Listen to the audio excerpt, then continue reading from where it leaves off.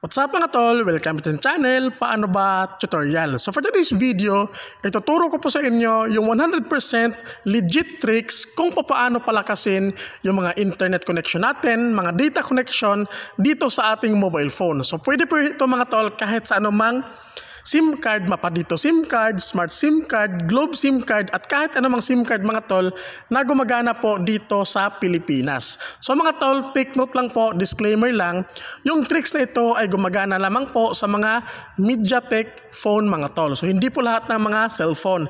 Ibig sabihin, MediaTek phone po yung processor nila. So ngayon mga tol, ang una po nating open is yung settings. So kailangan mga tol naka-enable or naka-on na po yung ating developer option. So kapag hindi pa mga tol, punta kayo settings, tapos more settings, tapos about phone. Tapos dito mga tol, hanapin nyo lang yung software version. I-click nyo lang siya na 3 beses para lumabas po yung developer option. So 1, 2, 3. So dito mga tol, you are already in developer mode. So kapag naka-on na mga tol, dito mga tol, scroll down ulit kayo. Makikita nyo po yung developer options. I-click nyo yan mga tol, tapos i-on nyo siya. And mga tol, allow development settings, click OK. So naka-enable na po yung ating developer option. So ang gagawin naman natin mga tol is i-close natin to, tapos open nyo po yung dialer ninyo. Tapos dito mga tol, i-type nyo po yung *sign number, *sign number, 3646633, number *, number *. Tapos mapupunta tayo mga tol dito nga sa engineer mode. So ang gagawin nyo mga tol is hanapin nyo po yung band mode. At kapag nakita nyo na, open.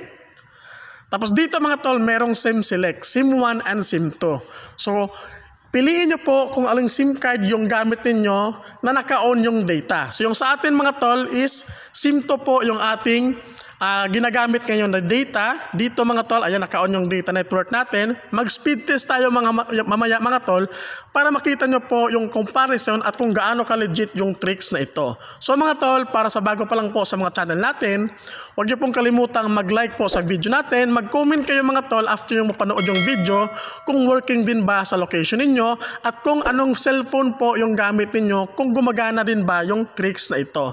So mga tol, SIM 2 yung gamit natin which is smart. Open natin itong SIM 2. Tapos dito mga tol, makikita nyo po, scroll down, yung LTE mode. So dito mga tol, naka-highlights po yung mga band na active po dito sa phone natin. So merong band 1, band 3, 5, 7, 8. At mga tol, take note po, naka-check yan. So band 28, band 38, band 40, and band 41. So mga tol, ang gagawin natin para magkaroon tayo ng malakas na internet connection at stable na internet connection is pipili kayo ng isang band dito mga tol. So ang gagawin nyo lang mga tol, for example, band 3. So i-uncheck nyo lang yung band 1, 5, 7, 8, tapos scroll down, band 8, 28, 38, 40, and 41. So dito kasi mga tol, kapag naka-check yun lahat yung band, ibig sabihin papalit-palit po siya ng band sa isang tower. So iba-iba din po yung signal or yung internet connection na nakakuha natin. Hindi siya stable. So kapag isang band lang yung naselect natin mga tol, dito band 3, mayroong posibilidad mga tol na magkaroon tayo ng malakas na internet connection at stable na internet connection. So after nyo maselect mga tol, i-click nyo lang itong set. And mga tol, get set GSM band mode, succeed. After maset mga tol, close natin yan, try natin mag-speed test. So magsiselect tayo ng another band mga tol para makita nyo po yung comparison. So speed test open. So again, SIM 2 po yung ating merong data connection mga tol which is smart. Ayan. Wait natin yung server kapag okay na. Ayan mga tol. Tapos go.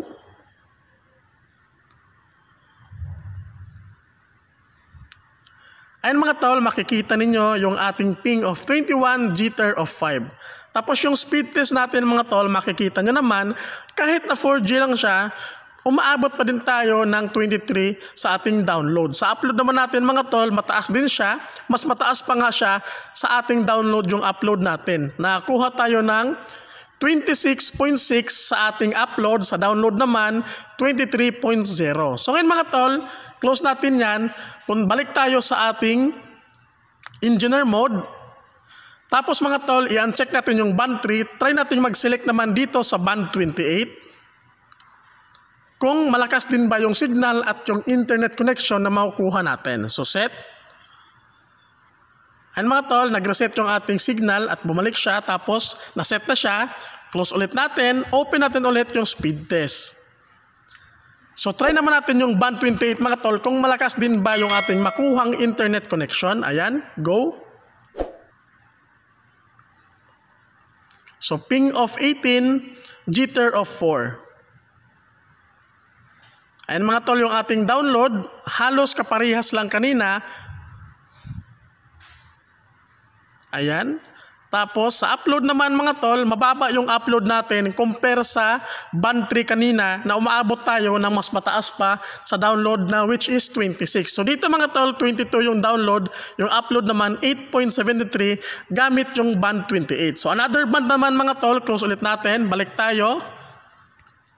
Uncheck yan. Tapos try naman natin yung band 41. Kung meron bang signal at malakas din ba yung internet connection. Set. Ayan mga tol, nag-reset yung signal. Tapos makikita nyo na mga tol, naka-H plus na lang siya. Hindi siya naka 4G. Yan po yung ibig kong sabihin mga tol. So try natin mag-speed test mga tol. Kung magkano or mataas din ba yung makukuha nating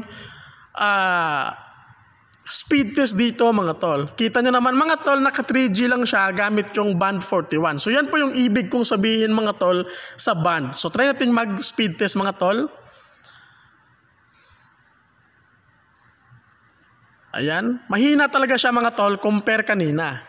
So yan po yung ibig kong sabihin mga tol, na mas mabuti kapag MediaTek yung gamit mo at pwede kang mag-engineering mode mga tol, I suggest gawin nyo din po ito mga tol para kapag sa gaming or sa mga movie, meron kayong stable na internet connection. Hindi siya palipat-lipat ng band kasi hindi siya naka-check lahat. Ibig sabihin, one band lang siya nakafocus. So possible mga tol, mataas yung signal at mataas din yung internet connection, data connection na makukuha natin. Yan po yung ibig kong sabihin dito sa tricks na isinare ko sa inyo mga tol.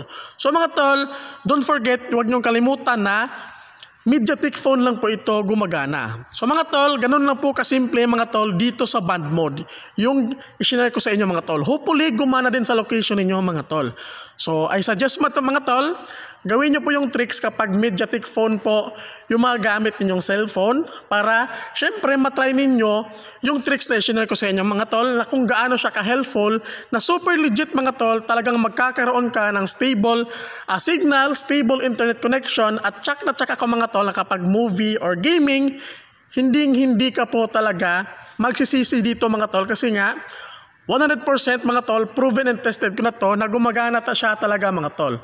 So MediaTek lang phone lang ito mga tol. So mga tol, comment down below sa mga nakapag-try nito ng tricks natin ngayon. So hopefully nakatulong tong video natin mga tol.